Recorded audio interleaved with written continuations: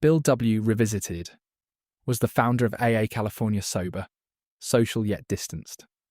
Jack Varnell, the founder of Alcoholics Anonymous, took LSD. That's not a rumor. That's documented.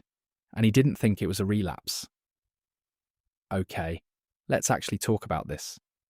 Because the story of Bill Wilson, Bill W., is among the most cited in recovery culture.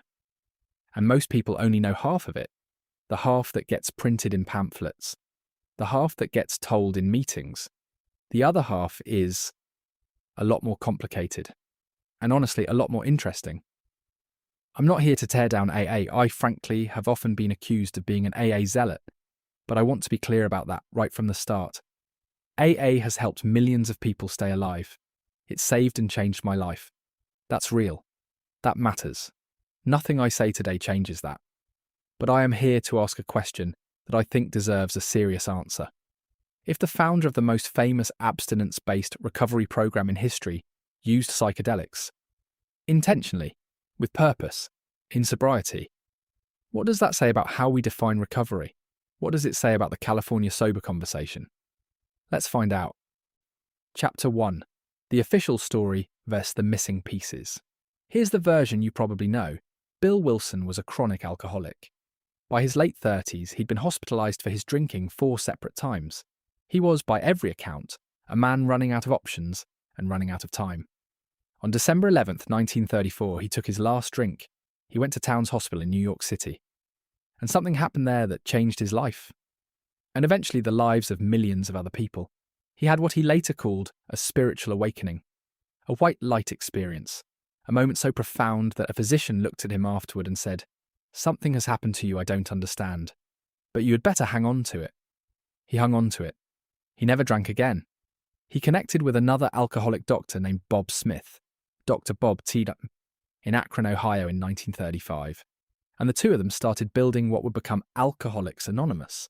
The big book was published in 1939. The 12 steps were formalized. That's the official story. And it's true. But here's what usually gets skipped over. Bill Wilson was sober for almost 5 years before the 12 steps even existed. He was staying sober through something else, entirely, something he couldn't fully explain. And the 12 steps go en maffei, and as he later admitted, were his attempt to reverse engineer that original experience, to create a framework that could take someone else to the same place he'd been taken. He was trying to recreate a feeling, a state, a shift. And if you understand that, the rest of this story starts to make a lot more sense. Chapter 2. The Awakening. What actually happened at Towns Hospital? Let's go back to December 1934, Towns Hospital, New York City. Bill is detoxing. He's been there before 3 times. This time feels different, but also the same. He's in rough shape.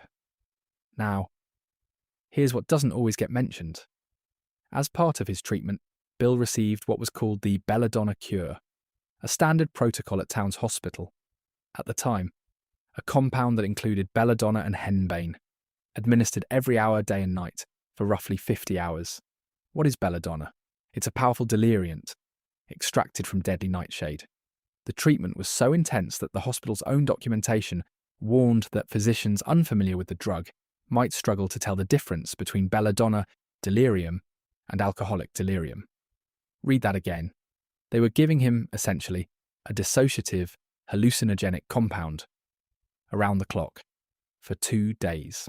And then, after the Oxford group member Ebby Thatcher had come to visit him, and Bill had, in his own words, worked through something like a surrender practice, something broke open.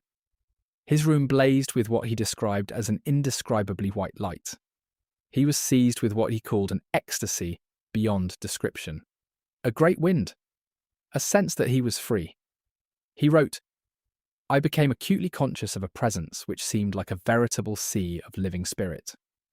He called his doctor. He asked, "Am I still sane?" The doctor told him to hold on to whatever just happened.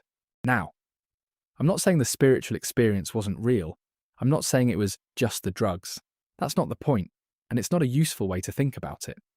What I am saying is this: the foundational experience that gave birth to AA, the template that the 12 steps are trying to help people reach, happened inside a mind that was at that exact moment chemically altered by a hallucinogenic compound. That's not speculation. That's documented. And Bill Wilson knew it. He talked about it, and it quietly informed what he spent the next 3 decades trying to understand.